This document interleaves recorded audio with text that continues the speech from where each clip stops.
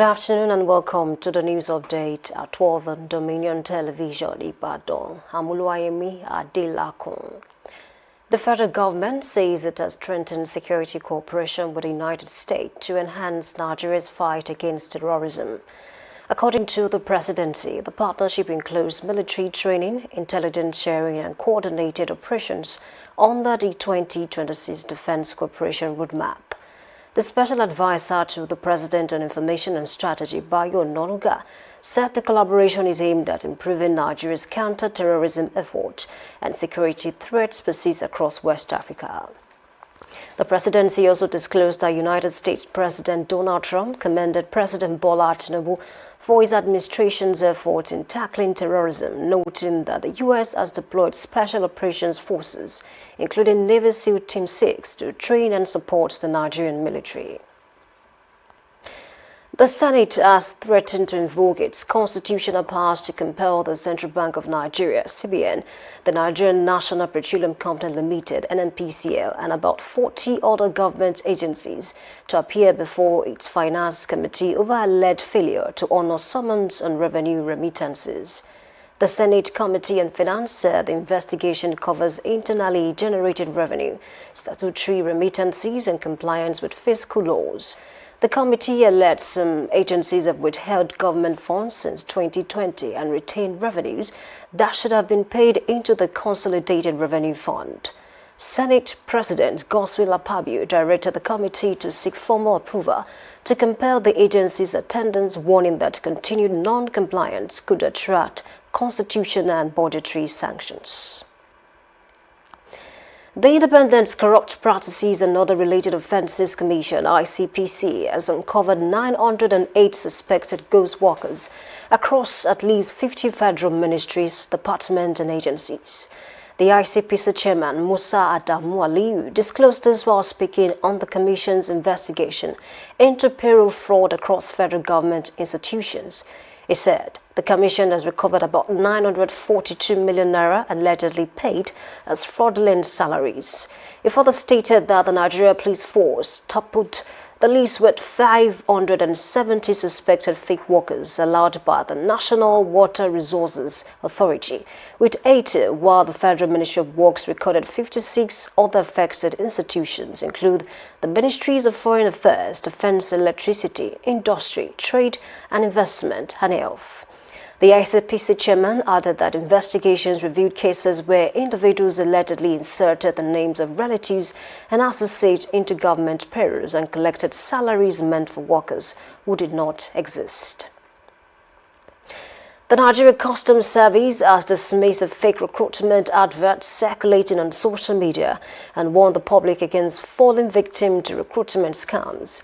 In a statement issued, the service said fraudsters are using false job advertisement to deceive and extort unsuspecting applicants, thereby urging Nigerians to ignore the fake advert and rely only on information published through its official communication channels for recruitment and other updates. The service also advised the public to verify all recruitment information before acting on it or sharing it, warning that security agencies continue to monitor and tackle recruitment-related fraud. The Dangote Petroleum Refinery has resumed the sale of petrol in naira but increases ex-depot price by 140 naira per litre from 1,075 naira to 1,215 naira. The development comes a week after the refinery suspended petrol loading and switched to dollar-denominated pricing, a move that unsettled the downstream petroleum market, tightened supplies and triggered a sharp rise in depot prices. The refinery's return to naira transactions is expected to ease supply and distribution challenges, although industry operators warn that the higher ex-depot price could lead to further increases in petrol prices across the country. Concerns have continued to trail Nigeria's slow pace of development, with economist Ignatius Ofino identifying overdependence on oil, poor human capital development and weak technological advancement as some of the factors hindering the nation's economic growth. Ofino called for aggressive economic diversification and greater investment in technology, saying the country must reduce its dependence on crude oil revenue to achieve sustainable development. Our correspondent Joy Oyemalu reports.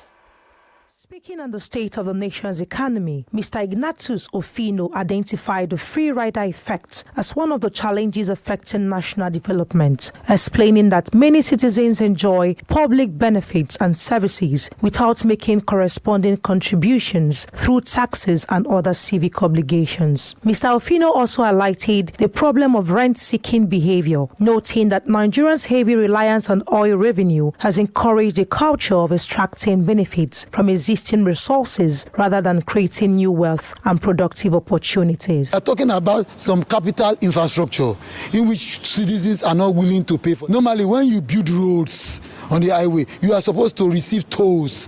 The money that is being generated from tolls will be used to maintain that road. Because most of the capital infrastructure that you are seeing today, most of them, you generate fund through loans. The economist further explained the concept of Dutch disease, describing it as a situation where the rapid growth of one sector of the economy leads to the decline of others. According to him, Nigeria's dependence on the oil sector has contributed to the neglect of critical sectors such as agriculture and manufacturing. He stressed that the country must embrace technology and pursue aggressive diversification to unlock opportunities across various sectors and reduce economic vulnerability associated with oil dependence. Technology is the way forward. Science and technology. Science and religion are incompatible. Western education is not the same thing as Christian religion.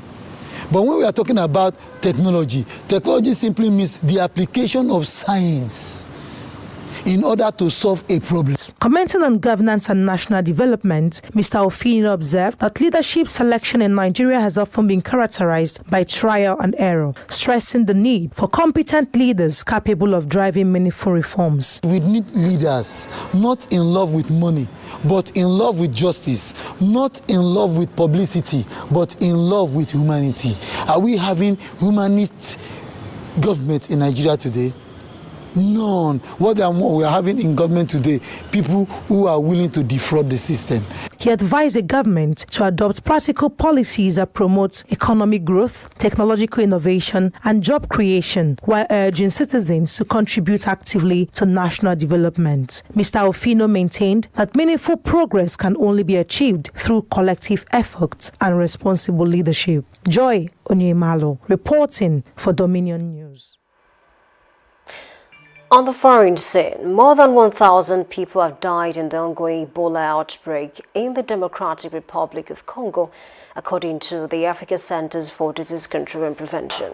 Speaking at a health summit in Ghana, Africa CDC Director General Dr. Jean Kaseya said the outbreak has now claimed 1,031 lives, warning that inadequate funding, vaccines and medicines are hampering the response.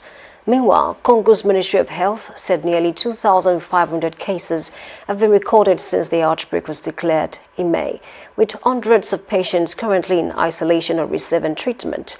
The World Health Organization also warned that the actual number of infections could be 2 to 4 times higher than official figures because the conflict has limited access to some affected communities.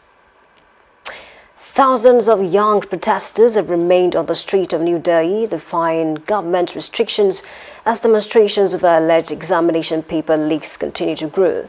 The protest, which began more than a month ago over concerns about medical and government job entrance exams, have since attracted professionals, families and other supporters. Police used tear gas and batons to disperse demonstrators during overnight clashes, while authorities also suspended services at 16 Delhi metro stations in an effort to limit access to protest areas. The United States military says it has carried out a 12th consecutive night of airstrikes against Iran, targeting sites it sees are linked to threat against commercial shipping in the Strait of Hormuz. U.S. Central Command said the operation is aimed at restoring safe passage for international vessels through the strategic waterway. President Donald Trump earlier warned that the United States will destroy an Iranian bridge or power plant every time Iran attacks a ship in the Strait of Hormuz. Similarly, U.S. Secretary of State Marco Rubio has cautioned that any attempt by Iran to control or impose tolls on ships using the Strait of Hormuz will threaten the global economy. Talking sports, the Confederation of African Football (CAF) has confirmed that the Africa Cup of Nations will expand from 24 to 28 teams, beginning with the 2027 tournament to be hosted by Kenya, Tanzania and Uganda.